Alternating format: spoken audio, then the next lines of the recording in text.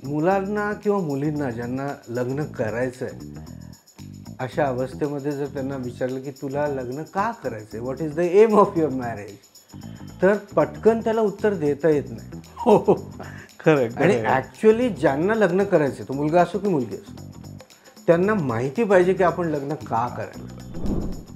शादीशुदा जिंदगी का है, सेक्स एक हिस्सा है. पूरी शादीशुदा जिंदगी का मतलब सेक्स नाही आहे, हे लक्षात आलं पाहिजे. हे सगळं प्री मॅरेज काउन्सिलिंग वगैरे आपण करतो, हे कशासाठी, वैवाहिक जीवनातल्या अडचणी कमी करण्यासाठी असं मी होतं. म्हणजे देर इज अ प्रेशर की माझ्या क्लासमेट्सचे लग्न होऊन 3-3, 4-4 वर्ष झाले आणि माझं लग्न जुळत नाही. ह्याचं एक मेंटल प्रेशर खूप असतं. अरे पण ठीक आहे, त्याचं लग्न आधी झालं असेल, तुझं लग्न व्हायला अजून अवकाश असेल, पण तू विचार तर कर, तुला लग्न का करायचं आहे. लग्न जुळलं एखाद्या त्यातल्या त्यांना अनोळखी माणसाशी, म्हणजे आता तरी थोडंसं बरं आहे, लग्न जुळल्यानंतर 4-6 महिने मुलं मुली भेटतात. पण लग्न जुळल्यानंतर लग्न झाल्यानंतर एखाद्या त्यातल्या त्यात अनोळखी माणसाच्या गळ्यात आय लव्ह यू म्हणून पडणं इतकं सोपं नाही. इतकं प्रेशर असतं त्या मुलीच्या मनावर. ती वेगळ्या घरातनं आलेली असते. शुभविवाहाची गुरुकिल्ली TSTS आपलं चॅनल, थोडं साधं थोडं सोपं. तर मित्रांनो, आमच्या गप्पांवरून तुमच्या लक्षात आलं असेलच की आज आपला विषय काय आहे. आपला विषय आहे विवाहपूर्व समुपदेशन, म्हणजे प्री मॅरेज काउन्सिलिंग. आज ह्या विषयावर मार्गदर्शन करण्यासाठी आपल्यासोबत आहेत doctor Kishor Atnurkar, marriage counsellor. Sir, थोडं साधं थोडं सोपं या आपल्या चॅनलवर विवाह, शुभविवाह ह्या विषयावर मार्गदर्शन करण्यासाठी तुम्ही आलात, तर तुमचं आमच्या चॅनलमध्ये खूप खूप स्वागत आहे. Thank you very much. नमस्कार. तर आपण आज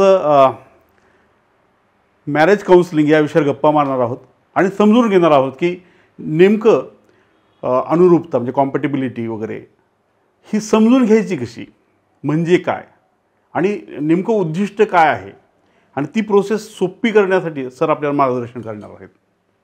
सर, आत्ता तुम्ही एक म्हणालात, बोलता होता की लग्नाचं ध्येय काय, म्हणजे का लग्न करायचं, what is the aim of marriage. लग्नाचा उद्देश काय. काय लग्नाचा उद्देश काय आहे असं विचारल्यानंतर सगळ्यांना त्या प्रश्नाचं समर्पक उत्तर देता येईल असं नाही आहे. आता माझ्या बाबतीत सांगतो सर, माझं जेव्हा लग्नाचं वय झालं तर सरांनी बोलल्यानंतर मला प्रश्न पडला की खरंच मी काय विचार केला होता त्यावेळेस, तर खरंच मला सुद्धा उत्तर नाही सापडलं सर. लग्नाचं वय झालं, घरचे म्हणत होते, ते वय होतं त्यावेळेस काही गोष्टी अशा वाटायच्या, मग माझ्या मित्रांची लग्न होत होती म्हणून मी लग्न केलं. सगळ्यांची लग्न होतात आणि आपलं पण झालं पाहिजे, हो, या उद्देशानेच बरेच लोक लग्न करतात. म्हणजे देर इज अ प्रेशर की माझ्या क्लासमेट्सचे लग्न होऊन 3-3, 4-4 वर्ष झाले आणि माझं लग्न जुळत नाही. ह्याचं एक मेंटल प्रेशर खूप असतं. अरे पण ठीक आहे, त्याचं लग्न आधी झालं असेल, तुझं लग्न व्हायला अजून अवकाश असेल, पण तू विचार तर कर, तुला लग्न का करायचं आहे. केवळ त्याचं झालं म्हणून तुला लग्न करायचं आहे का, असं नाही आहे. लग्न करण्याचे काही स्पेशल उद्देश असतात. आणि मुख्य म्हणजे हे पहा, लग्नाचं जे काही मुलामुलीचं नातं किंवा पती पत्नीचं, नवरा बायकोचं नातं, हे काही रक्तामासाचं नातं नाही आहे. हे कोण, पती पत्नी रक्तामासाचे थोडेच असतात, पण हे भावबंधनाचं नातं आहे, हे जोडीदाराचं नातं आहे, हे आयुष्यभराच्या सोबतीचं नातं. दिस इज अ लाईफ पार्टनरशिप. तो मुलगा एका घराचा आहे आणि मुलगी दुसऱ्या घरातून आलेली आहे. मग ती ज्या वातावरणात वाढली आहे, साधारण आपण एक सरासरी वय लग्नाचं मुलीचं आता एक 25 ते 30 वर्षाचं असं धरू, ते 25 इयर्स. तर 25 वर्ष आईवडिलांच्या घरात राहणारी मुलगी, आणि अजूनही for that matter arranged marriages होतात, आणि 25 वर्ष आईवडिलांसोबत राहणारी मुलगी, तिला प्रथेप्रमाणे सासरी जावं लागतं. तर त्या सासरी गेल्यानंतर तिचं लाईफ कसं राहील आणि ती जुळवून घेईल का पतीशी, सासरच्या मंडळींशी वगैरे, याचं तिच्या मनावर खूप प्रेशर असतं. म्हणजे इतकं सोपं नाही राजेश, की लग्न जुळलं एखाद्या त्यातल्या त्या अनोळखी माणसाशी. म्हणजे आता तरी थोडंसं बरं आहे, लग्न जुळल्यानंतर 4-6 महिने मुलं मुली भेटतात. पण लग्न जुळल्यानंतर झाल्यानंतर एखाद्या त्यातल्या त्यात अनोळखी माणसाच्या गळ्यात आय लव्ह यू म्हणून पडणं इतकं सोपं नाही आहे. इतकं प्रेशर असतं त्या मुलीच्या मनावर. ती वेगळ्या घरातनं आलेली असते. तर या सगळ्या गोष्टीचा तुम्हाला कसा सामना करण्याची वेळ येणार आहे हे जर तुम्हाला अगोदरच माहीत जर असेल ना, तर सोपं जातं ना. तुम्ही रिलॅक्स असता, म्हणजे बिफोर मॅरेज ॲज वेल एज आफ्टर मॅरेज. मग हे प्रेशर जास्त मुलींवर असतं का? साहजिकच मुलींवर जास्त प्रेशर असतं. मुलींवर 3 प्रकारचे प्रेशर्स असतात. म्हणजे माझा अनुभव सर, हे कुठं मी पुस्तकात वाचलेलं नाही, पण मला असं लक्षात येतं की साधारण 25 वर्ष आईवडिलांच्या घरात राहिलेली मुलगी सासरी येते, आपलं घर सोडून, आपलं सगळं काही सोडून. आणि तिच्या मनावर एक प्रेशर असतं की सासरची मंडळी कशी आहेत. समजा तिचं नाव उदाहरणार्थ सविता आहे. सविता लग्न करून आली आहे, तर सवितावर सासरच्या सर्व मंडळींची नजर असतात. सासरचे सगळे, सासू सासऱ्यापासून नातेवाईक, मित्र मैत्रिणी, दूरचे जवळचे सगळे नाते, आणि ते बघतात. सविताचं लग्न कोणाशी झालं? सविताचं लग्न रमेशशी झालं. मग रमेशची बायको सविता कशी आहे? दिसायला कशी आहे? गोरी आहे, काळी आहे, उंच आहे, उंचीला कमी आहे, चष्मा लावते का नाही लावते का, पंजाबी ड्रेस घालते का साडी नेसते, असा नमस्कार करते का वाकून नमस्कार करते, तिला भाकरी पोळ्या करता येतात की नाही, चहा करता येतो की नाही, तिचे कपडे, पोशाख, सगळं, या सगळ्या नजरा ह्या सवितावर असतात. त्यामुळे सविताच्या मनात काय असतं की आपण ज्या रमेशच्या घरी चाललो तिथं आपल्या आईवडिलांची बदनामी होऊ नये, असं वाटू नये ना आपलं वागण्या बोलण्यात. कारण सगळेच अनोळखी लोक, सगळ्या वागण्या बोलण्यामध्ये कोणा कळत नकळत एखादी चूक झाली आणि एखादी सासरची सासू म्हणा किंवा सासरचं कोणी ज्येष्ठ म्हणा, हे सविता तुला असंच शिकवलं होतं का तुझ्या आईवडिलांनी, असं म्हणायची वेळ तिच्यावर येऊ नये याचं प्रेशर तिच्यावर असतं. दिस इज प्रेशर नंबर 1. दुसरं प्रेशर असं असतं की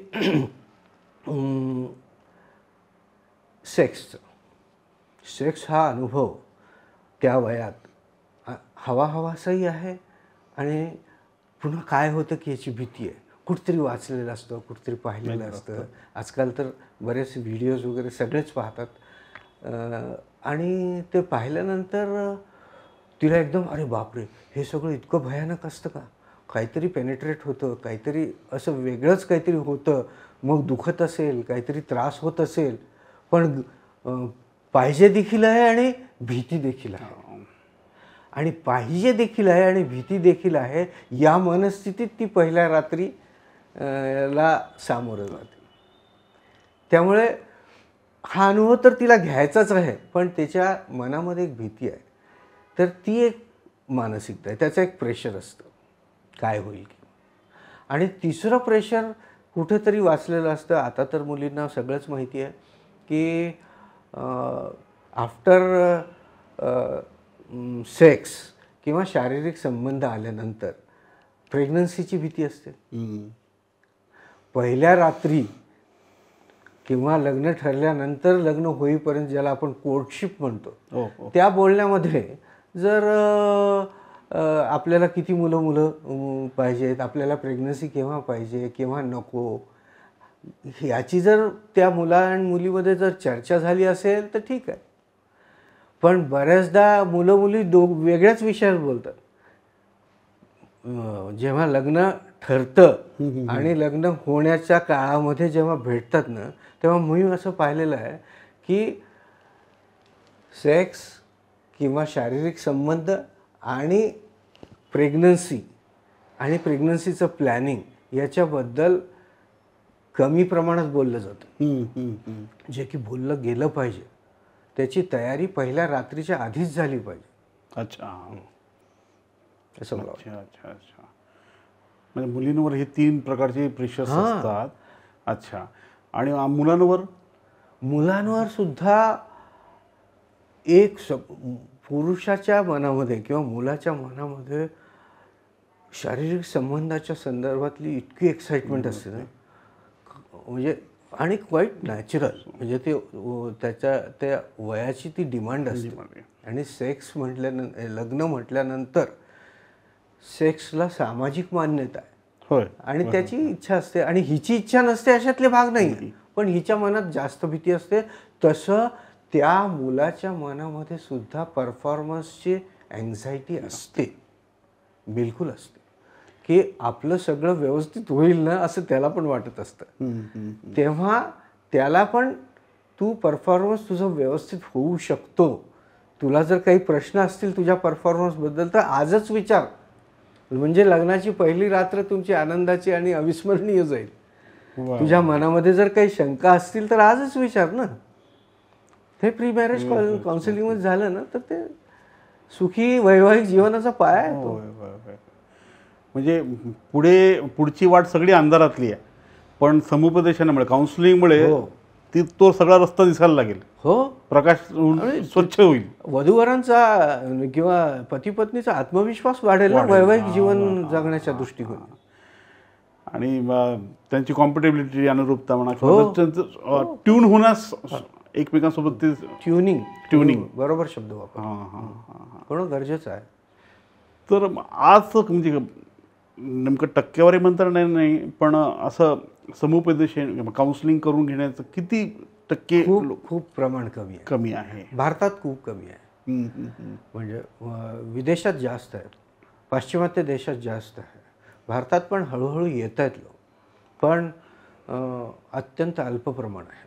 ते वाढलं पाहिजे अशी माझी मनापासून इच्छा आहे. माझं एक ऑब्झर्वेशन आहे सर, कदाचित म्हणजे जर चुकत असेल तर तुम्ही करेक्ट करा प्लीज, की मुलांचं किंवा मुलींचं असं होतं की एक वय असतं, त्या वयामध्ये ते शिक्षण घेतात, पूर्ण वेळ अभ्यासामध्ये झोकून देतात, शिक्षण होतं कंप्लीट, आणि मग नोकरीच्या वाटा शोधण्यासाठी ते बाहेर पडतात. मग नोकरी लागण्याचा काळ असतो, तो नोकरी लागते आणि मग लग्नाचे वेळ सुरू होतात आणि लग्न जुळतं आणि लग्न पार पडतं. पण ह्या टप्प्यामध्ये ना लग्नाचं ध्येय काय, किंवा मग लग्नानंतरच्या ज्या काही गोष्टी आहेत आता ज्या तुम्ही सांगितल्या, तर ह्याचा विचार ना फार कमी होतो. म्हणजे मुलांचं लग्नाच्या बद्दल आई वडिलांशी बोलणं, हा आता मग लग्न करूया, मुलगी बघूया, हा मग कशी मुलगी पाहिजे, मग तो बोलतो किंवा नाही बोलत, मग कोण बहिणीला सांगतो तो, किंवा ती मुलगी सुद्धा बहीण भावाला कोणातरी सांगते, असं होतं. पण तुम्ही ज्या गोष्टी आता ज्या बोललात ना, तेवढ्या परिवारामध्ये बसून बोलणं होत नाही, किंवा मोकळेपणा पाहिजे, संवाद झाला पाहिजे. आई वडिलांनी म्हटलं पाहिजे त्या रमेशला की अरे रमेश, आता झालं ना तुझं नोकरी, हे आता तुझं लग्नाचं वय आहे, तर आता आम्ही तुला मुली पाहायला सुरुवात करू, चालेल ना? त्या क्षणी जरी त्याला असं वाटलं की Y I should get married, माझ्या लग्नाचा उद्देश काय, तो हो म्हणेल, पहा म्हणेल, किंवा नाही अजून वर्षभर थांबा म्हणेल, वर्षभर मला वेळ द्या असं म्हणेल, मला ठरवू तर द्या मला कशी मुलगी पाहिजे. असं एकदम पटकन हो म्हणत नाहीत काही मुलं मुली, पण he must by some time, he must think की why Ramesh is getting married. त्या वेळाचा त्यानं उपयोग करून घेतला पाहिजे. मग ह्या वयामध्ये मुला मुलींचा बेस्ट काउन्सिलर असतो मित्र किंवा मैत्रीण, खरं आहे, आणि त्यांचा मूड असतो मग थट्टेचा, बऱ्याचदा हो फार वरवरचा असतो, हो कुछ नाही होता, अरे एक असा. त्यामुळे प्रश्न म्हणजे उत्तर मिळण्याच्या ऐवजी नवीन नवीन प्रश्न उद्भवतात. करेक्ट. तुम्ही शब्द जो थट्टा वापरला ना तो मला फार आवडला, कारण लग्न ही थट्टा मस्करी नाही आहे. लग्नाची एक्साइटमेंट, लग्नाचं ते शारीरिक आकर्षण, ती मजा वगैरे सगळं मला मान्य आहे, आणि आपण सगळे त्यातनं गेलेलो आहोत, आपली मुलं मुली पण त्यातनं जाणार आहेत, ते गेलं पाहिजे, त्या वयात ते सगळं केली पाहिजे ती मजा, हे सगळं बरोबर आहे. पण लग्न हे गांभीर्यानेच घेतली जाणारी गोष्ट, घेतली जायलाच पाहिजे, तरच वैवाहिक जीवन सुखी होतं. कारण नाही घेतलं ना तर मग ती जी काही सुरुवातीची एक्साइटमेंट असते ना, प्रॉब्लेम काय होतो की सुरुवातीच्या एक्साइटमेंट, अरे वो बहुत दिखने को अच्छी है किंवा दिखने को अच्छी नहीं है, तू इससे कर ले, किंवा तू नको करू, ती अशी आहे, किंवा तिला सांगणार आहे किंवा हा मुलगा काही तेवढा विशेष नाही, लठ्ठ आहे, उंच आहे, अमुक आहे, उंचीला कमी आहे वगैरे, हे जे मैत्रिणीमध्ये चर्चा होते, एवढ्यापुरतं हे झालं लग्न. ह्या सगळ्या फुटपट्टीच्या जे मोजमापं लग्नाच्या पूर्वी घेतली जातात आणि त्या बोलण्यातच तुम्ही म्हटल्याप्रमाणे लग्न ठरून जातं. पण लग्न कशासाठी करायचं? लग्नानंतर काही सरप्राइजेस येऊ शकतात, भावनिक, आर्थिक, सामाजिक, कौटुंबिक. याची जाणीव झाली पाहिजे आधी लग्न ठरत असताना. लग्नात ठरण्याच्या पूर्वीच किंवा त्या पिरियडमध्ये ही जाणीव झाली तर मग सरप्राइजेसचा सामना तुम्ही सक्षमतेने करू शकाल. पण तेवढं गांभीर्याने पाहिलं म्हणजे जात नाही. आणि मग नंतर असं काही सरप्राईज मिळालं की मला वाटतं मग हे माझ्यासोबतच का घडलं, हो, माझंच नशीब का खराब, नशिबाला दोष देतो आपण. ॲक्च्युली कितीही हे पहा, काही हे सगळं प्री मॅरेज काउन्सिलिंग वगैरे आपण करतो, हे कशासाठी? वैवाहिक जीवनातल्या अडचणी कमी करण्यासाठी, असं मी म्हटलं. वैवाहिक जीवनातल्या अडचणी संपणार नाही आहेत. We cannot end these problems related to marriage, पण कमी निश्चित करू शकतो. वैवाहिक जीवन जास्त सुसह्य, जास्त आनंदी, जास्त सुखी होऊ शकतं. ह्याचा अर्थ मुलामुलींमध्ये किंवा पती पत्नीमध्ये काही वादविवाद होणार नाहीत किंवा अशातला काही भाग नाही. पण प्रॉब्लेम असा आहे की how are you going to handle those situations, how capable you are. वादविवाद तर होणारच ना. मला तुमच्या पत्नीबरोबर, माझ्या पत्नीबरोबर माझे काही सगळं अगदी तंतोतंत स्वभाव जुळतोच असं नाही, किंबहुना जुळतच नसतो. अगदी परफेक्ट मॅच मिळणारे क्वचितच आहे. मग त्या स्वभावातल्या गुणदोषासहित एकदा पतीला किंवा पत्नीला ॲक्सेप्ट केल्यानंतर उद्भवणाऱ्या छोट्या मोठ्या गोष्टींचा मुकाबला करण्याची कॅपॅसिटी तुमची वाढली पाहिजे. आणि how best you can handle that situation, याच्यासाठी प्री मॅरेज काउन्सिलिंग पाहिजे. आता तुम्ही एक छान बोललात सर, खूप होते की म्हणजे बहुतांशी स्वभाव जुळतच नाही. व्यक्ती तितक्या प्रकृती ना. आणि जिथं जुळलं म्हणतो तिथे मला असं वाटतं की तिथे अंडरस्टँडिंग असते. बरोबर, दोघांनी कुठेतरी समजून घेतलेलं असतं असं वाटतं. मग आता आणि आपण बोलताय तेव्हा आपण बऱ्याचदा उल्लेख केला की एम ऑफ मॅरेज.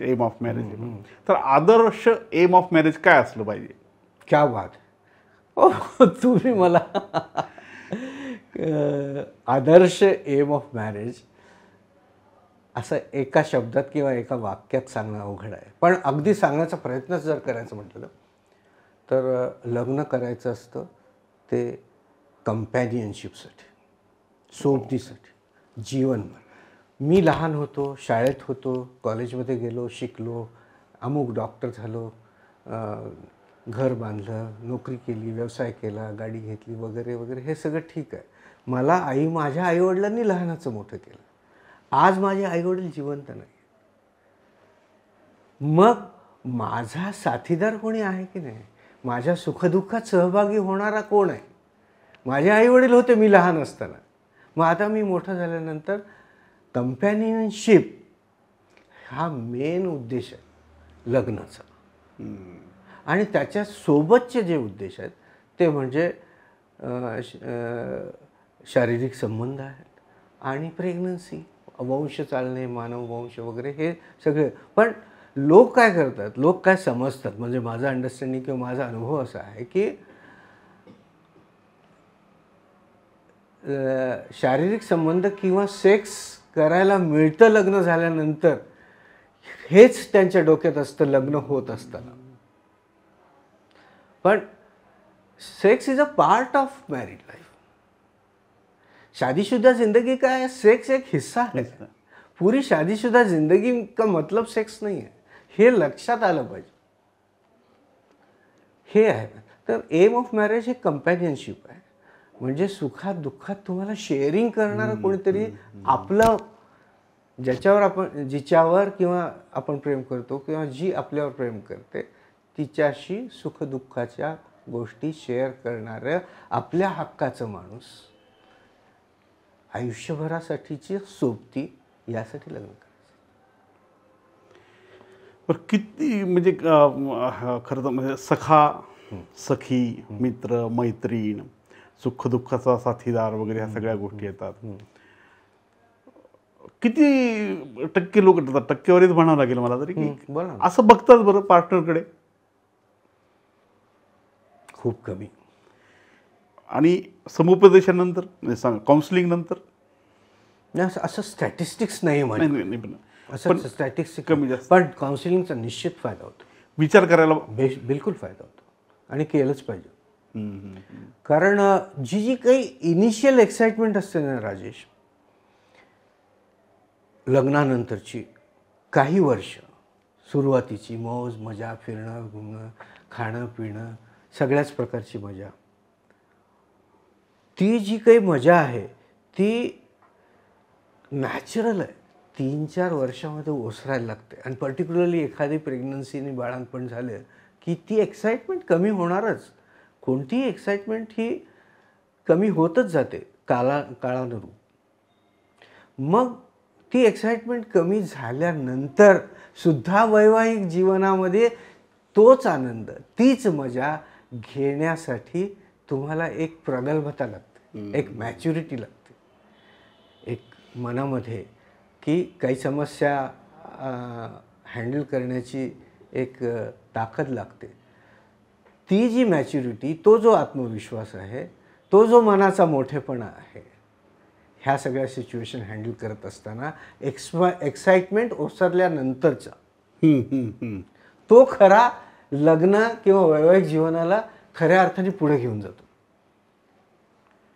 अच्छा, हां हां हां हां. म्हणजे हा सगळा जो प्रेमाचा बहर किंवा लेट अस बी फ्रँक, शारीरिक आकर्षण हे कुठं ना कुठं कधी ना कधी जाऊन ते ओसरणारच आहे. ते शारीरिक आकर्षण ओसरण्यानंतर सुद्धा तुझ्यात माझा आणि माझ्यात तुझा जीव असणं हे अपेक्षित आहे, किंवा सहवासानं ते होतं सुद्धा बरंच. होत नाही असं नाही. आता आपण एक तुम्ही दोघांचं नाव घेतलं, सविता आणि रमेश. आता आपण त्यांच्याच पॉईंट ऑफ व्ह्यूने जरा बोलूया. समजा की सविता नावाची मुलगी आहे, एक रमेश नावाचा मुलगा आहे, तर लग्नाचा विषय आहे, लग्न करायचं आहे. पण मग आता असं पाहतं की लग्नाच्या अनेक अडचणी आहेत सर लग्न जुळण्यामध्ये. मग त्यामध्ये लग्नाचं जे वय आहे आता पाहतात ते लग्नाचं वय पुढे गेलंय मुलींचं. पूर्वी 18, 19 किंवा 21 व्हायची, ती आता 25च्या पुढे होऊन गेलेली आहे. तर मग त्यात एजमध्ये गॅप असतो, एक वय जास्त असतं. तर हे जे आता प्रॉब्लेम आलेले आहेत ते त्याकडे कसं बघावं? लग्नाचं वय मुलीचं कमी का असलं पाहिजे आणि मुलाचं का जास्त असलं पाहिजे? असलंच पाहिजे असं नाही. एखाद्या वेळेस मुलीचं वय जास्त असेल 2 वर्षांनी आणि ते स्थळ चांगलं असेल आणि मुलाचं 1-2 वर्षांनी कमी असेल तरी लग्न करायला हरकत नाही खरं पाहिलं तर. पण ही प्रथा किंवा ही परंपरा किंवा ह्याच्यावर जर शास्त्रीय भाषेत याचं सायंटिफिक एक्सप्लेनेशन द्यायचं असेल तर मुलींच्या प्रजनन संस्थेमधल्या ही जी काही ॲडजस्टमेंट आहे ती लक्षात घेतली. मुलांना तसं नाही ना. मुलगा किंवा पुरुष 40, 45, 50, 60 वर्षाचा जरी झाला तरी his capacity to conceive is the same. हां, म्हणजे त्याची जी शक्ती आहे निसर्गाने ती कमी केलेली नाही. अगदी 50-60व्या वर्षी जरी त्याचं लग्न झालं तरी व्यवस्थित ते सगळं होऊ शकतं. पण मुलींचं नाही. त्यामुळे मुलींचं वय जरा कमी असलं पाहिजे अशी प्रथा, रूढी, परंपरा ही आहे आणि त्याला शास्त्रीय आधार पण आहे. अच्छा अच्छा. आत्ता सध्याचं जे प्रमाण आहे सर, मात्र मुलींचं प्रमाण मुलांपेक्षा कमी आहे. बऱ्याच समाजामध्ये मुलींचं प्रमाण तर खूपच कमी घटत आलेलं आहे. आणि शिक्षणाचं प्रमाण पाहिलं तर मुली उच्च शिक्षित जास्त आहेत. शिक्षणामध्ये मुली पुढे येतात मुलांपेक्षा. आणि त्यामुळे होते काय की बऱ्याच ठिकाणी मुलींची वय वाढतात, अनुरूप स्थळ भेटत नाही, किंवा मुलींमध्ये गॅप खूप असतो वयाचा. तर जो हे एज डिफरन्स आहे त्याच्याबद्दल काय सांगू शकतो आपण? एज डिफरन्स हा आता कमी कमी होत चालला आहे. मोस्ट ऑफ द टाइम्स सारख्याच वयाचे मुलामुलींचे आता लग्न होतात किंवा 1-2 वर्ष. पूर्वी म्हणजे तुम्हाला खोटं वाटेल किंवा श्रोत्यांनासुद्धा माहिती असेल की माझ्या वडिलांच्या आणि माझ्या आईच्या वयामध्ये 10 वर्षाचं अंतर होतं. पूर्वी इतके अंतर असायची, आता नाही आहे. आता 4 आणि 5 वर्षाचे अंतरसुद्धा जास्त गृहीत धरलं जातं. 2 ते 3 वर्षाचं अंतर म्हणजे जी कॉम्पिटॅबिलिटी, जी अनुरूपता आपण ज्याच्याबद्दल बोलतोय ती किंवा ती मॅच्युरिटी ही ठीक आहे. म्हणजे लग्नाच्या वयामध्ये दोघांमध्ये अंतर जास्त असायला नको. किती म्हणजे एक 2 to 3 years. आता आपण रमेश आणि सविताच्या बाबतीत घेतलं म्हणजे इथे होते की सविता त्याच्यापेक्षा मोठी आहे. तर मग काय करावं त्यांनी? नाही, अगदी वयाने मोठी आहे एवढाच जर क्रायटेरिया लग्न ठरवत असताना गृहीत धरू नये. अच्छा. समजा 1-2 वर्षांनी ती मोठी आहे, इट्स ओके. पण ते दोघांची कॉम्पिटॅबिलिटी काय आहे, ते स्थळ, सविताचं स्थळ रमेशसाठी आणि किंवा रमेशचं सवितासाठी योग्य आहे की नाही सर्वार्थाने, शिक्षणाच्या दृष्टीने, आर्थिक परिस्थितीच्या दृष्टीने, 2 कुटुंब एकत्र येण्याच्या दृष्टिकोनातून वगैरे सर्वार्थाने जर ते जुळण्यासारखं असेल तर वय हा काय क्रायटेरिया ठेवू नये असं मला तुम्हाला सांगायचं. अच्छा.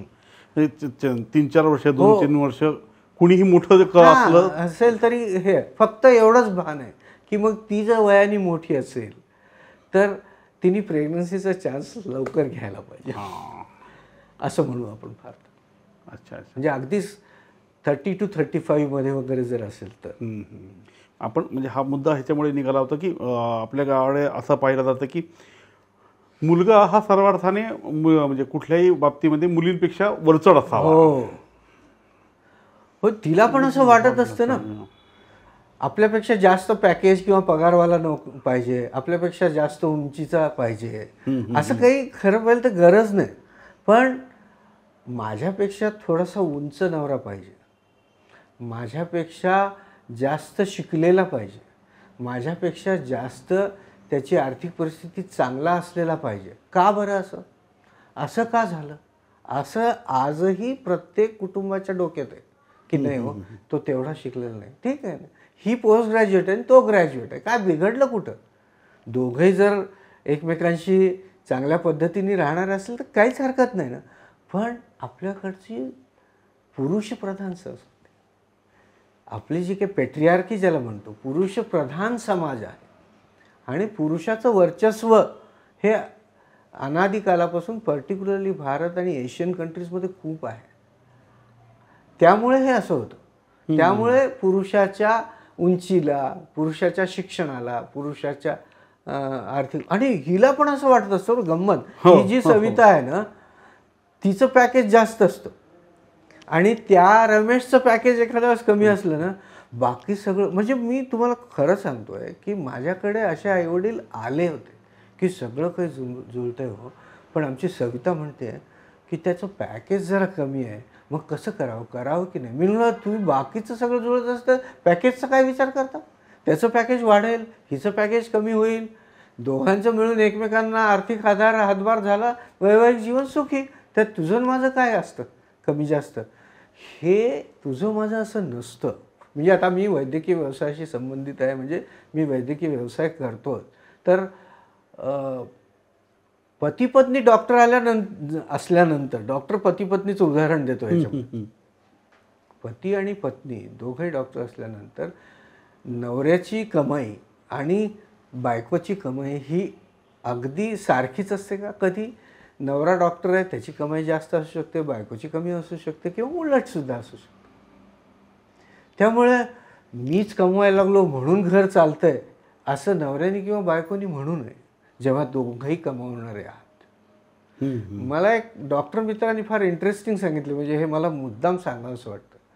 आम्ही हा प्रश्नच ठेवला नाही म्हणून, नवऱ्यानी आणि बायकोनी सकाळपासून संध्याकाळपर्यंत कमावलेले पैसे पाकिटातून काढायचे आणि एका कॉमन ड्रॉवरमध्ये टाकून द्यायचे. न मोजता अच्छा. कॉमन ड्रॉवरमध्ये टाकून द्यायचे. आता काय, कोणी किती कमावलं हा प्रश्नच एलिमिनेट होऊन जातो ना. सगळे आपलेच पैसे आपल्याच वैवाहिक जीवनासाठी, आपल्याच संसारासाठी लागणार. आता सर तुम्ही सांगितल्याप्रमाणे ह्या म्हणजे पद म्हणा, शिक्षण म्हणा, रंगरूप म्हणा, उंची म्हणा, स्टेटस म्हणा, पगार म्हणा, ह्यांच्या बाबतीत कमी जास्तपणा आहे जो तो स्वीकारायला आपले हे सविता आणि रमेश तयार आहेत. पण रमेशला असं वाटतं माझे मित्र काय म्हणतील, सविताला वाटतं आमचे नातेवाईक काय म्हणतील, समाज काय म्हणतील, लोक काय म्हणतील, लोक क्या कहेंगे, लोक काय. ह्याचं प्रेशर असतं ना. याचं निश्चित प्रेशर त्या मुलीवर आणि मुलावर असतं. आपला समाजच तसा आहे. म्हणजे हे फार नंतर कळतं. बायको किंवा नवरा ही काही मिरवायची गोष्ट नाही आहे. पण आहे ना, आता 4 लोकांनी काय रमेश मस्त दिसायला अगदी सुंदर तू बायको मिळवलीस, किंवा सविता मानलं पाहिजे तुझा नवरा एकदम भन्नाट माणूस वाटला मला, हे बोललं की समाधान होतं ना. मग असं कोणीतरी ॲप्रिशिएट केलं की आपण सगळेजण, तुम्ही आम्ही सगळेजण आपली कोणीतरी प्रशंसा करावी याच माइंडसेटच्या कोणत्याही बाबतीमध्ये. म्हणजे दॅट इज अ नॅचरल स्वभाव आहे. आणि आपली निवड चांगली आहे असं जर कोणी म्हणणारं असेल तर मला बरं वाटतं ना. तर त्याचं प्रेशर असतं. पण आता आपल्याला एक संधी मिळाली आहे सर की आपण काउन्सिलिंगसाठी आपण व्यक्तिगत भेटून काउन्सिलिंग करून घेऊ शकतो. पण समाजाची काउन्सिलिंग कोण करणार? म्हणजे समाज म्हणून जेव्हा मी माझ्याबद्दल विचार करतो तेव्हा मी बरोबर असतो, पण दुसऱ्यांच्याकडे बोट दाखवताना मात्र मी समाजाचा भाग होतो. तर ह्या समाजाला मी काय विचार करावा बरं समाज म्हणून लोकांबद्दल? That's a right question and this a very valid question. Ramesh आणि सविताचं आपण काउन्सिलिंग करू, पण रमेश आणि सविताचं काउन्सिलिंग करत असताना रमेशचे आईवडील आणि सविताचे आईवडील सुद्धा, त्यांचंसुद्धा काउन्सिलिंग झालं पाहिजे. त्यांचंसुद्धा काउन्सिलिंग झालं पाहिजे. म्हणजे त्यांच्याशी सुद्धा संवाद साधला गेला पाहिजे. त्यांचे पण काही प्रश्न आहेत लग्न जुळवत असतानाचे, त्यांना पण त्यांची उत्तरं मिळाली पाहिजे. त्यांचं पण समाधान झालं पाहिजे ना. होय. मग जेव्हा रमेश आणि सविता समजा माझ्यासारख्या किंवा कोणत्याही मॅरेज काउन्सिलरकडे जातील, तेव्हा त्याचे आईवडील आणि होणारे सासू सासरे जर सोबत असतील तर त्यांच्या उपस्थितीत किंवा रमेश आणि सविताच्या अनुपस्थितीत त्यांच्याशी पण समुपदेशन, काउन्सिलिंग, संवाद, काय म्हणायचं ते तुम्ही, चर्चा ही झाली पाहिजे. आणि अशी चर्चा जेव्हा मोठ्या प्रमाणात होईल तेव्हा हळूहळू हा मेसेज पसरत जाईल की हे असं काही नसतं. समाजाला शहाणं करणं किंवा समाजमन वळवणं किंवा समाज मनामध्ये बदल घडवून आणणं ही काही शॉर्ट टर्म गोष्ट नाही. त्याला खूप वर्षाचा कालावधी लागतो. 50 वर्ष, 100 वर्ष, त्याच्यापेक्षाही कधी कधी जास्त लागतो. पण आता हा विषय निघालाच आहे तर मला राहत नाही. तर मित्रांनो, मला असं वाटतं की कुणीही कुणाच्या वैवाहिक जीवनामध्ये किंवा कुणाचा पार्टनर कोण आहे किंवा त्यांनी लग्न केलं, कसं केलं, काय केलं, कुणासोबत केलं, हा त्यांचा आनंदाचा विषय, त्यांचा व्यक्तिगत विषय आहे. तर कृपया त्याबद्दल आपण टिप्पणी करणारा आपल्याला अधिकार नाही आहे. आपण फक्त त्यांना शुभेच्छा देऊ शकतो, तेवढं आपण करूया. आणि जर रमेश आणि सवितानी हे ठरवलं पाहिजे किंवा त्यांच्यामध्ये ती ॲबिलिटी डेव्हलप केली पाहिजे की कुणीही आपल्या लग्नाबद्दल काही जरी नावं ठेवली, टीका टिप्पणी केली, टोमणे मारले तरी त्याचा आपल्या वैवाहिक जीवनावर काहीही परिणाम होणार नाही. हे एकदा ठरलं की समाज काही का म्हणे ना, लोक कुछ भी काय, क्या फरक पडतं. तेवढा आहे, तेवढा निर्धार मग निर्माण केला पाहिजे लग्नाच्या आधीच. पण तुमच्या पाहणीमध्ये सर आता लोकांच्या अपेक्षा काय असतात, म्हणजे वरवधू आणि त्यांच्या पालकांच्या, म्हणजे सून म्हणून किंवा बायको म्हणून मुलींकडून काय अपेक्षा असतात, किंवा जावाई आणि नवरा म्हणून मुलांकडून काय अपेक्षा असतात, आणि रियालिटी काय असते? मात्र अपेक्षा तर खूप असतात प्रत्येकाच्या, खूपच असतात. मुलाच्या म्हणजे रमेशच्या सविताकडून असतात, सविताच्या रमेशकडून असतात, कदाचित रमेशच्या थोड्या अपेक्षा जास्त असतील, सविताच्या कमी असतील, पण असतातच. आई वडिलांच्या आणि सासू सासऱ्यांच्या पण अपेक्षा असतात. आणि असणं काही वावगं नाही, चूक नाही.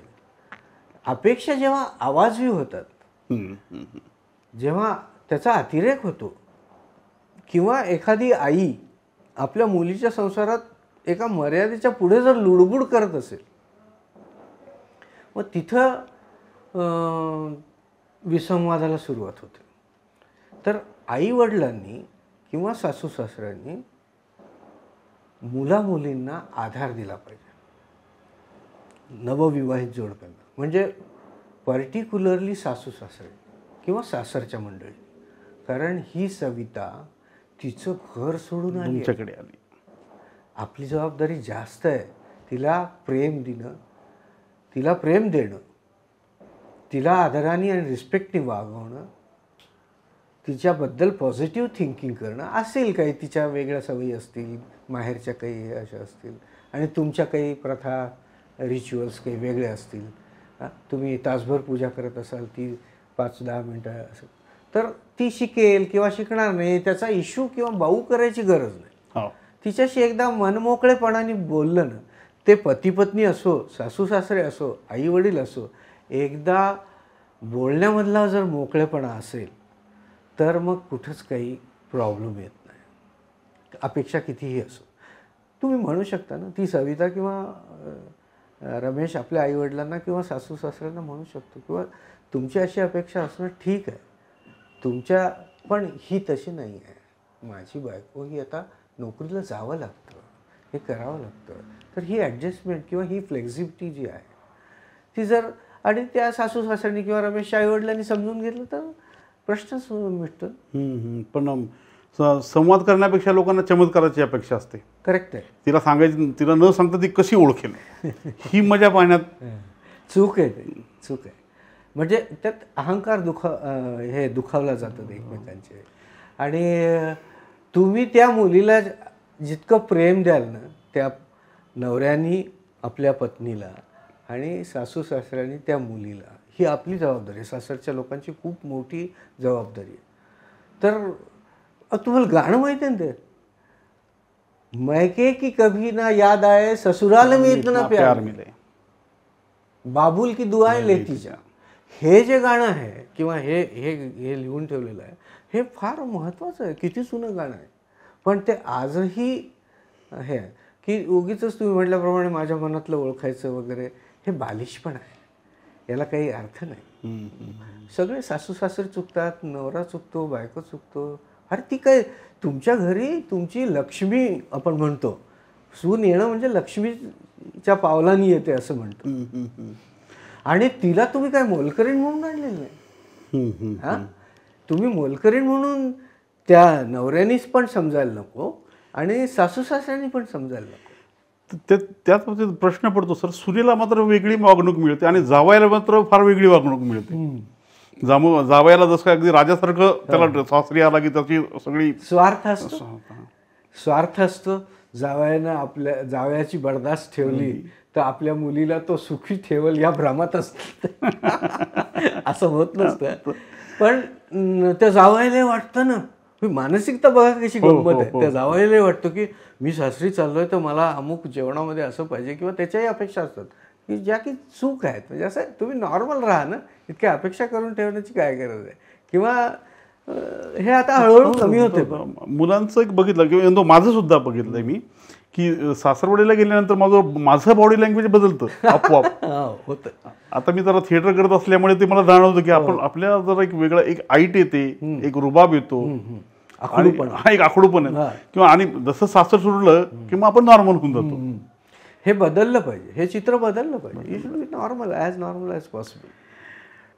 लग्ना अगोदर आजकाल ही मंडळी भेटत आहेत, मुलं मुली भेटत आहेत, तर तिथं जनरली ह्याच गप्पा होतात की म्हणजे पॅकेज काय आहे, जॉब काय आहे, शिक्षण कुठे झालं, आत्तापर्यंतची माहिती घेतली जाते. आणि एक्सपेक्टेशन्स म्हटल्यानंतर असं वागावं तसं वागावं वगैरे वगैरे होतं. पण कुठल्या विषयावर बोललं पाहिजे त्यांनी, हा महत्त्वाचा प्रश्न आहे. ॲक्च्युली विचारायला काय पाहिजे की व्हॉट इज, जसं मी सुरुवातीला आपण की what is the aim of marriage असं विचार, हो तसंच what is the aim of your life असं त्या मुलांनी मुलीला आणि मुलींनी मुलाला विचारलं. यो तुम्हारे को ज़िंदगी में क्या करना चाहिए, क्या करना चाहते हो सविता, जिंदगी में तुम क्या करना चाहते हो, किंवा रमेशला तिने विचारलं. म्हणजे आयुष्याचं ध्येय तुझं काय आहे, मग त्या ध्येयाकडे जात असताना मी तुला सुटेबल आहे की नाही हो, हे एकमेकांनी तपासून पाहिलं पाहिजे, मग प्रॉब्लेम येत नाही. पण प्रॉब्लेम असा आहे की जसं एम ऑफ मॅरेज, लग्नाचं ध्येय काय हे बऱ्याच मुलांना किंवा मुलींना सांगता येत नाही किंवा एकदम पटकन सांगता येत नाही, तसंच बऱ्याच मुलींनी आपल्या आयुष्यात आपल्याला नेमकं काय करायचं हे ठरवलेलं नसतं बरं का. सगळेच ठरवलेले असतात, ते फार कमी लोक ठरवतात की मला, समजा मी डॉक्टर झालो, हो ठीक आहे डॉक्टर झालं, पण तुला करायचं आहे काय, पैसा कमवायचा, समाजसेवा करायची आहे, मिळालेल्या पैशातून जग फिरायचं, पर्यटन करायचं, संशोधनात्मक काम करायचं. हां, समजा ती मुलगी संशोधनात्मक किंवा तिला वाचनाची आवड आहे आणि याला पर्यटनाची आवड आहे आणि याचं ध्येय जग फिरून यायचं असं आहे, तर ते कॉम्फर्टेबल राहणार नाही. हे बोललं गेलं पाहिजे. एकदा एम ऑफ मॅरेज सांगितलं ना किंवा माझ्या जीवनात पैशाला किती महत्त्व आहे, जास्त असेल कमी असेल जे काही आहे, माझ्या जीवनामध्ये मी देवाला मानतो का मानत नाहीस, तू देवाला मानतेस का मानत नाही, तुझी आर्थिक परिस्थिती काय आहे, आमची काय आहे, तुमची कशी आहे. मग आपल्याला लग्न झाल्यानंतर 5 वर्षांनी फ्लॅट घेतला तर चालेल ना, की फ्लॅट आज शिवाय लग्न करणार नाही, हे सगळं बोललं गेलं पाहिजे. हे हे हे तुम्ही म्हणालात ना भेटल्यानंतर, तर मग भेटल्यानंतर, बोलल्यानंतर, एका भेटीनंतर, 2 भेटीनंतर मग अंदाज यायला लागतो की हा मुलगा कसा आहे किंवा कशी आहे मुलगी. मग तेव्हा तुमचे लग्न जुळवण्याच्या दृष्टीने, जुळण्याच्या दृष्टीने किंवा होकार किंवा नकाराच्या दृष्टीने मार्गक्रमण होत राहतं. हे सगळं का करायचं माहिती आहे का, हे सगळं लग्नाच्या अगोदर झालं पाहिजे. म्हणजे का असं प्री मॅरेज काउन्सिलिंगचं एम काय आहे, तुम्ही सुरुवातीला विचारलेलं, म्हणजे की वैवाहिक जीवनातल्या अडचणी कमी व्हायच्या किंवा आपण वेगळ्या शब्दात बोलायचं असेल तर डायव्हर्सचं प्रमाण कमी व्हावं. हो, डायव्हर्सचं प्रमाण आता वाढतं आहे, तर डायव्हर्सचं प्रमाण कमी व्हावं यासाठी प्री मॅरेज काउन्सिलिंग आहे. आणि the best time to prevent divorce is before marriage. बरोबर, बिफोर मॅरेज. होय होय होय होय. आणि बरं, कधी कधी असं होऊ शकतं की बाबा बाकीच्या सगळ्या गोष्टी जुळलेल्या आहेत, पण तुझ्या आयुष्याच्या एम्समध्ये या 2 गोष्टी सोडल्या तर मला सगळं पटतं. मग तू ह्या 2 गोष्टीसाठी कॉम्प्रोमाइज करशील का, हे बोललं पाहिजे एकमेकांशी. किंवा ठीक आहे, बाकी तू मला आवडली आहेस किंवा ती म्हणते तू मला आवडला आहेस, पण या 1-2 गोष्टी मला जमतील असं वाटत नाही, त्यामुळे तू या गोष्टीचा आग्रह करू नकोस, जमलं तर मी करेन, नाहीतर नाही. हे सगळं बोललं पाहिजे आणि त्यात प्रामाणिकता पाहिजे, झूट नाही बोलणे. लग्नाच्या आधी हो हो म्हणायचं आणि लग्नानंतर आपण लग्नाच्या आधी काय बोललो हे विसरून जायचं सोयीस्करपणे, हे मुलांनी आणि मुलींनी दोघांनी पण करू नये. लग्नाच्या बाबतीत आणि प्रेमाच्या बाबतीत सुरुवातीला असंच असतं की दोघे एकमेकाला इम्प्रेस करण्याचा प्रयत्न करतात. ते बरोबर आहे. त्यामुळे समोरच्याला पटेल, समोरच्याला इम्प्रेस करता येईल अशा गोष्टी खोट्या का होईना पण करत असतात. करेक्ट आहे, पण इम्प्रेस करण्याची काय गरज आहे. तुमच्या वागण्या बोलण्यातून तुमचं इम्प्रेशन तयार व्हायला लागलं माझ्या मनात. तुमच्या बॉडी लँग्वेजमधून तुम्ही ज्या पद्धतीने बोलताय, तुम्ही किती खोटं बोलताय, किती खरं बोलताय, किती इम्प्रेस करण्यासाठी बोलताय, हे मला कळतं आहे किंवा तुम्हाला माझं कळतं आहे. म्हणजे if you are good, don't show that you are good. Behave like a normal person. तुम्ही गुड आहात हे समोरच्याला कळतं ना. तर इम्प्रेस करण्यामध्ये इमॅच्युरिटी आहे. अपरिपक्वता आहे. तुमच्या बोलण्या वागण्यातून तुमची किती मॅच्युरिटी आहे. तुम्ही स्वतःला बुद्धिमान आहे हे सिद्ध करायची गरजच नाही. तुम्ही बुद्धिमान असाल तर ते सिद्ध होतच.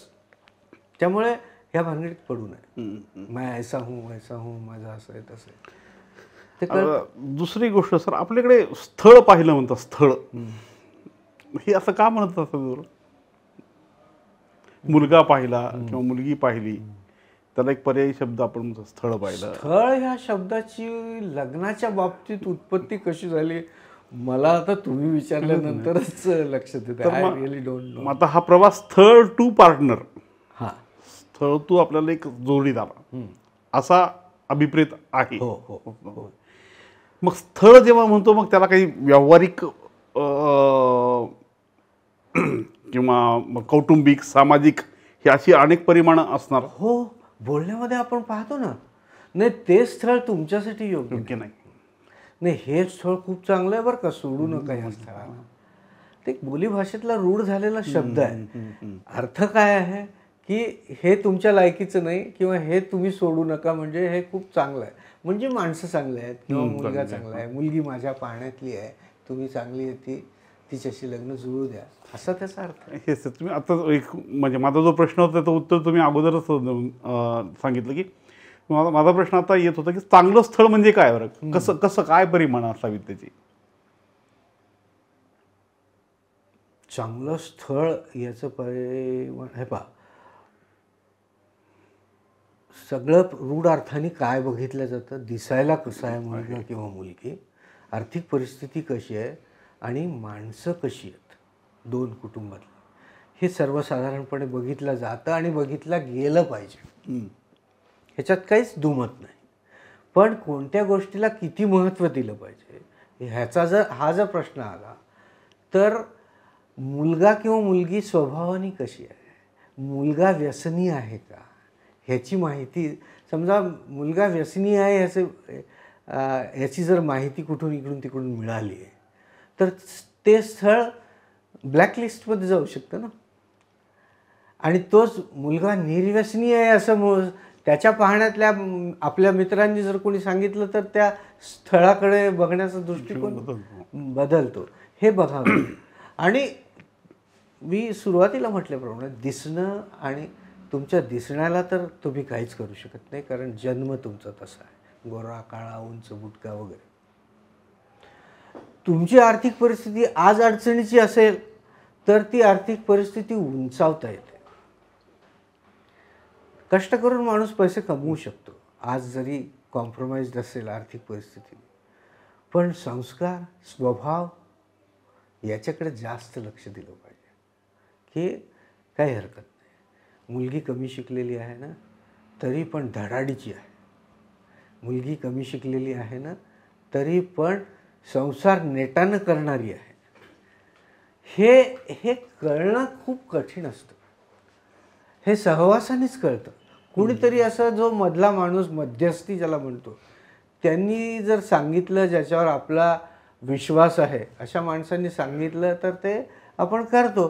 पण त्या प्रत्येक वेळेस ते सगळं लग्नानंतर ठीकठाकच होईल असंही नसतं बरं का. हो हो. आपण समजून मग ते नंतर पश्चाताप होऊ शकतो की आम्ही गरिबा घरची म्हणून मुलगी केली आणि हिने तर दिवे लावले, असं होऊ शकतं. मग म्हणूनच म्हणतात ना, मॅरेज इज अ गॅम्बल. लग्न हे एक जुगार आहे आणि तो जुगार खेळावा लागतो. आणि वैवाहिक जीवनामध्ये सुद्धा स्वभाव बदलणार नाही याची काही गॅरंटी नाही. म्हणजे एखादा आडमुठ्या स्वभावाचा मुलगा किंवा मुलगी की नवरा किंवा बायको यांचा स्वभाव बदलू शकतो, त्यांचे विचार बदलू शकतात. असं नाही आहे की बदलणारच नाही आहे. त्यामुळे तुम्ही आज फक्त तुम्ही ज्यांच्याकडनं स्थळ आलेलं आहे तो जर तुमच्या विश्वासातला माणूस असला तर त्याच्यावर विश्वास ठेवून तुम्ही म्हणालात बाबूराव म्हणून हे लग्न करतोय बरं का, थोडंसं लक्ष असू द्या, हे जे असतं की नाही ते त्याच्यावर विश्वास ठेवण्यासारखं. अनोळखी असेल तर, लव्ह मॅरेज असेल तर काही प्रश्न नाही की ते मुलाची आणि मुलाची बेसिकली जबाबदारी असते. आईवडिलांना फारसं माहिती नसतं. म्हणजे लव्ह मॅरेजेस फेलच होतात अशातला काही भाग नाही. ते लव्ह मॅरेजेस फेल होतात की नाही हा वेगळा विषय आहे. तुम्ही काळजी काय घ्यायची असं जे विचार की अरेंज मॅरेजबद्दल बोलतोय आपण. आणि आपल्याला फार तर लग्न ठरलं आहे, काही केसेस अशा झाल्या आहेत, लग्न ठरलं आहे, साखरपुडा झाला आहे, एंगेजमेंट झाली आणि नवऱ्या मुलाचं किंवा होणाऱ्या मुलीचं काहीतरी झेंगाट हे लक्षात आलेलं आहे किंवा काहीतरी व्यसनी आहे किंवा अजून काही रिलेशनशिपमधले प्रॉब्लेम्स लक्षात आल्यानंतरसुद्धा लग्न मोडलेली आहेत. काळजी काय घ्यायची म्हणजे या लग्न ठरल्यानंतर लग्न करण्याची घाई करू नये. हां, एकमेकांना त्यांना अजून 2-4 वेळेस 4-2 वेळेस भेटू द्यावं, एकमेकांना फोनवर बोलू द्यावं. कधी त्या होणाऱ्या सासू सासऱ्यांनी पण त्या सुनेशी किंवा त्या आईवडिलांनी जावयाशी बोललं पाहिजे, अधूनमधून माहितीही काढली पाहिजे. तेवढंच आपण करू शकतो, बाकी फार काही करता येत नाही. तुम्ही आपण परवा बोललो तर 3 प्रकार सांगितले होते तुम्ही की एक चांगला मुलगा किंवा चांगला मुलगी स्थळ कसं ओळखायचं, त्याच्यासोबत प्रवासाला जायचं वगैरे असं 3 गोष्टी. एक तेही कोणत्याही माणसाला कोणत्याही रिलेशनशिपमध्ये लागू आहेत ते. म्हणजे कसं एखादा माणूस चांगला आहे की वाईट आहे कसं कळणार ना, असं सहजपणे कळत नाही. त्यासाठी उसके साथ में लंबे सफ़र पे जाना पड़ता है. दूरच्या प्रवासाला जर तुम्ही गेलात तर त्याच्यासोबत तुम्ही 1-2 आठवडे आहात, मग कळतं त्याचा स्वभाव कसा आहे. कधी तिकीट मिळतं, कधी रिझर्वेशन मिळतं, कधी नाही मिळत, कधी पाकीट मारलं जातं, कधी एखादं हॉटेल चांगलं मिळतं, कधी मिळत नाही, कधी एसीचं म्हणजे अशा कधी जेवण चांगल्या क्वालिटीचं मिळतं तर कधी मिळत नाही प्रवासात. तर तेव्हा तो किंवा ती व्यक्ती कशी वागते हे याच्यावर अवलंबून असतं. नाही तर दुसरा मुद्दा पैशाचा व्यवहार केल्यानंतर माणूस कळतो.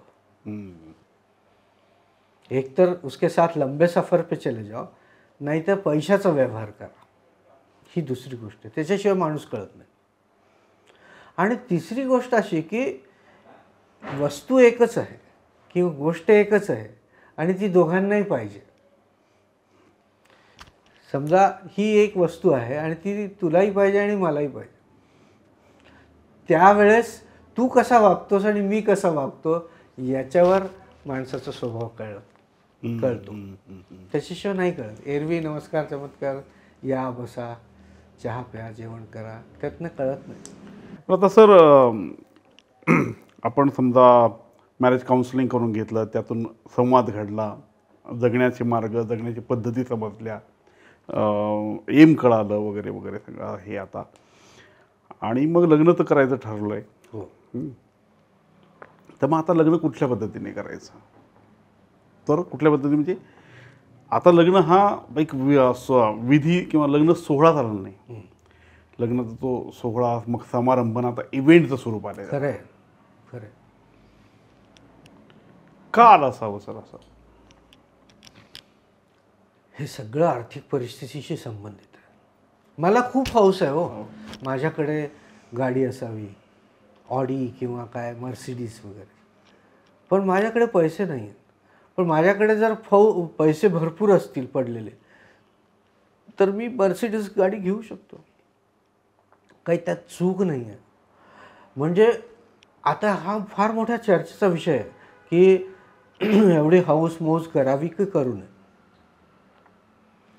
कोणत्याही गोष्टीचा अतिरेक करू नये. अति तिथे माती, अति तिथे माती. अगदीच साधेपणाने करणं सुद्धा लग्न केलं तरी काही चूक नाही आहे. आणि अगदीच तुम्ही म्हटल्याप्रमाणे इव्हेंट साजरा करून करण्याने त्याचा वैवाहिक जीवनावर काही परिणाम होत नाही. फारसा झालाच तर वाईट होतो. फार फार फार महत्त्वाची गोष्ट बोलतात. वैवाहिक जीवनात द क्वालिटी ऑफ मॅरिड लाईफवर काय परिणाम होणार? किती भव्य दिव्य लग्न करतो त्याचा संबंध, त्याच्या क्वालिटी ऑफ मॅरिड लाईफवर काय परिणाम होतो? उलट झाला तर विपरीत होऊ शकतो की बाबा माझ्या वडिलांनी इतका खर्च केला लग्नामध्ये, तितका केला याचं तुलनात्मक हे सुरू होतं, इतके दागिने असं तसं ते सगळंच सुरू होतं. मग एक जुजुबी हे पाहिजे, रिझनेबल हा शब्द फार, वाजवी हा शब्द फार महत्त्वाचा. अगदीच मंदिरात जाऊन हे करण्याचेही दिवस राहिलेले नाहीत, तसं केलं तरी हरकत नाही, पण किंवा रजिस्टर मॅरेज केलं तरी हरकत नाही. पण अगदी इव्हेंट वगैरे करण्यामध्ये काय व्हायला लागले, त्यातल्या त्यात म्हणजे ते करू नये, अतिरेक करू नये, हे सगळं बरोबर आहे, ते मी बोललो. पण एक असं वेगळ्या पद्धतीने जर विचार केला तर एखादं लग्न काही कोटी रुपये खर्च झाले असं आपण ऐकतो ना, अमुक याच्या लग्नामध्ये पर्टिक्युलरली सेलिब्रिटीज, पुढारी, असं आपण ऐकतो आणि ते खूप खर्च करतात. त्याची वेगवेगळी कारणं असतात. पण समजा 2 कोटीचं लग्न असेल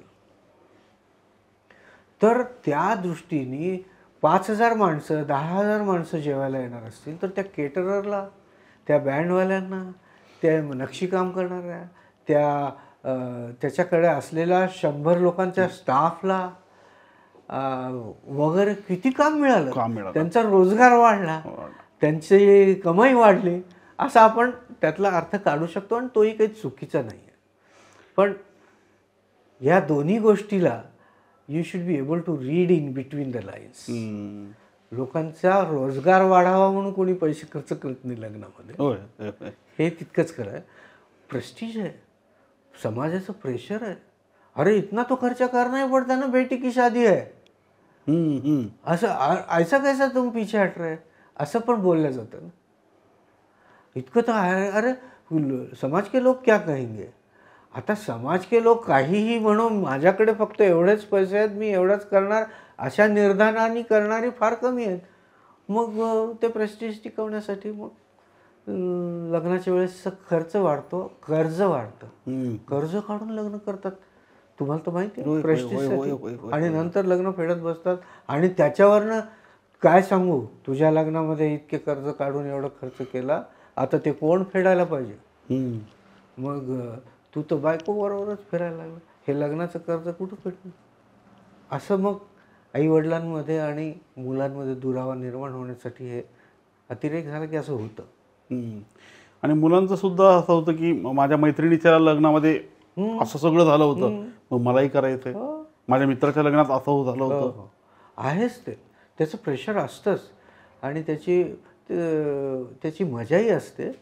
असतील पैसे तुमच्याकडे तर करा बाबा खर्च, असं काही नाही आहे, हौसमौज करा. पण कर्ज काढून ते करू नका, लोक म्हणतात म्हणून करू नका, ओढून ताणून करू नका. अजून एक मुलींच्या बाबतीत एक असं मला काही ठिकाणी असं दिसलेलं आहे की मुलीच्या माहेरी खूप छान संवाद असतो. म्हणजे कुठल्याही विषयावर वडील, भाऊ, बहीण, आई हे सगळे बोलतात. फॅमिलीमध्ये कुठला इश्यू आहे, समजा टी व्ही घ्यायचा आहे, काही खरेदी करायची आहे, काही बदलायचं आहे, तर सगळेजण गप्पा मारतात, चर्चा करतात, विषय करतात.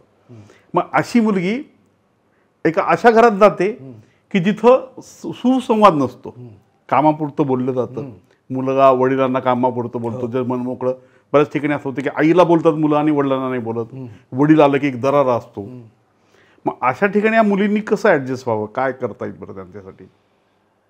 राहायचं तर आहे आयुष्यभर त्या घरामध्ये, तर मुलींनी जर त्या सविताने जर ठरवलं ना, तर सासू सासऱ्यांचं मन जिंकणं काही फार अवघड नसतं. हा ठीक आहे, तुमच्या माहेरी एक अशी चर्चा करून निर्णय घेतले जाण्याची प्रक्रिया होती, ती इथं नाही आहे. निर्णय घेण्याची प्रक्रिया सर्वसमावेशक असावी यात काहीच दुमत नाही. आणि ती जर सासरवाडीत नसेल तर लगेच आमच्या घरी असं नाही, तुमच्याकडे हे असं आहे, असं लगेच कॉमेंट करायची गरज नाही. तुम्ही बघा, तुमच्या सासरच्या मंडळींना आपलंसं करून द्या, त्यांचा दरारा राहू द्या ना. दरारा असणं एका दृष्टीने चांगलंही असतं, पण आवाजवी नको आणि तुम्ही त्यांच्या मतामध्ये परिवर्तन घडवून आणू शकता. सासरीसुद्धा तुम्ही वो बाग खिला सकते जो मायके में थी, की म्हणजे हसणं खिदळणं की एकत्रित सिनेमा बघणं, पिक्चर बघणं किंवा क्रिकेटची मॅच एन्जॉय करणं किंवा सुट्टीचा वेळ कसा घालवणं, हे सगळं हे वातावरण नाही बाबा तुमच्याकडे असेल असं नाही. तर तुम्ही हळूहळू त्यांच्या मतामध्ये परिवर्तन घडवून आणू शकता.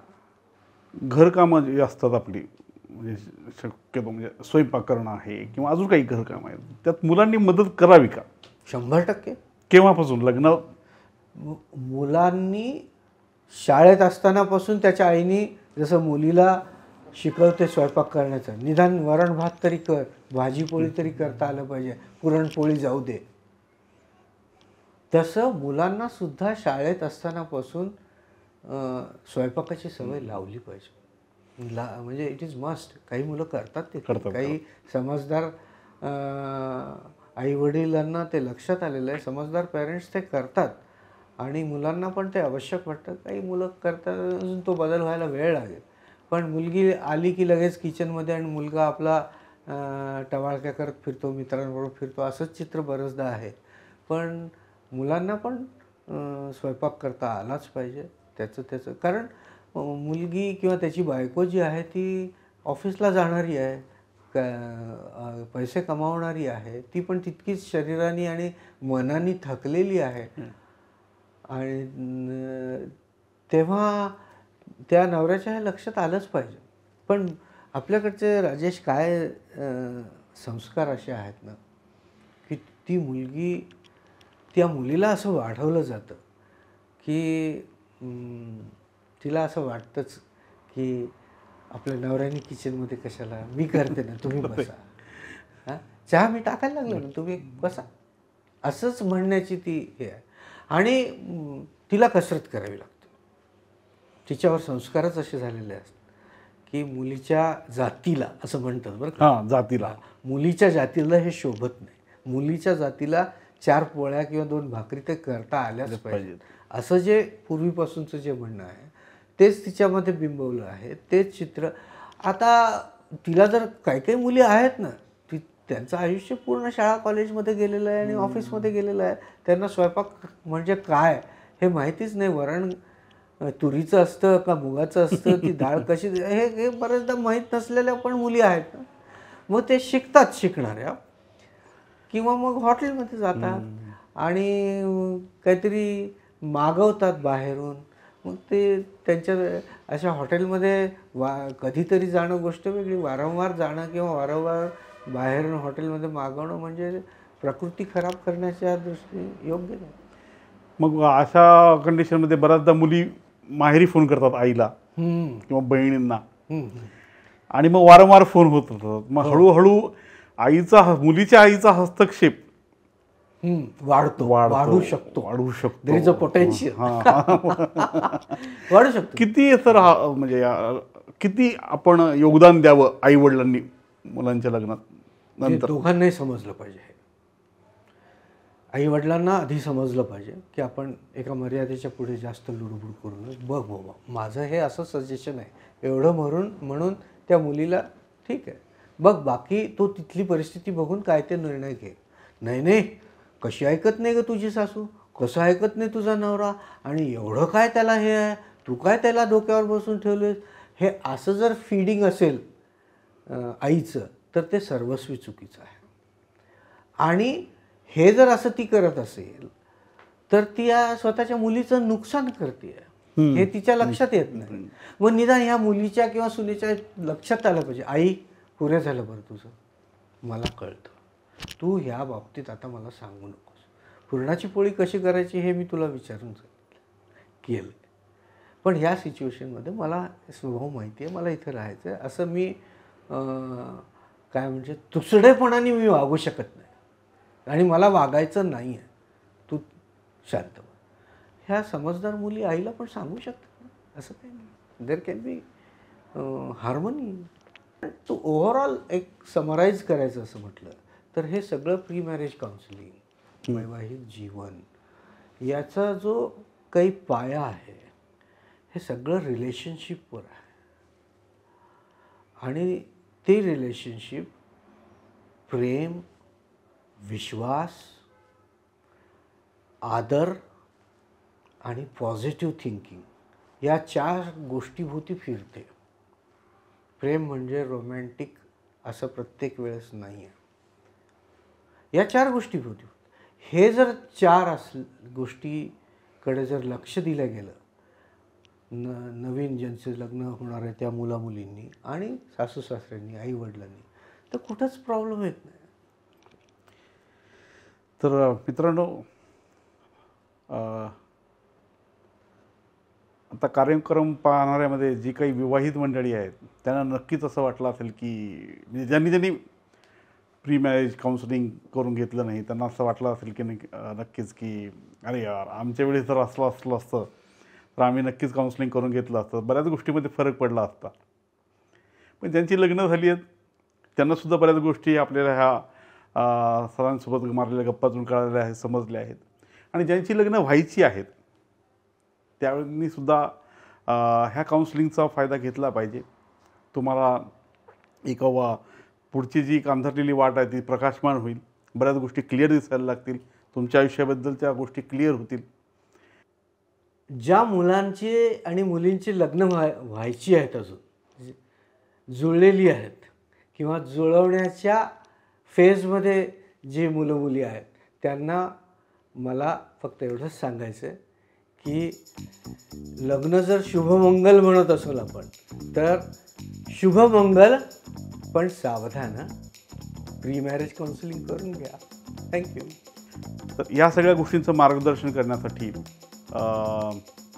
सर अतनुरकर सर आपल्याकडे आले, डॉक्टर किशोर अतनुरकर सर आपल्याकडे आले आणि त्यांनी छान सविता आणि रमेश ही 2 पात्र आपल्यासमोर उभी करून त्यांच्या वैवाहिक जीवनातले ज्या काही गमती किंवा जे प्रश्न उपस्थित झाले त्यांचं उत्तरं दिली आणि मार्गदर्शन केलं. तर आमच्या चॅनलतर्फे सर आम्ही तुमचे खूप खूप आभारी आहोत. पण सगळ्यांना आवाहन आहे की हा व्हिडिओ गांभीर्याने बघा, लक्षपूर्वक ऐकावा.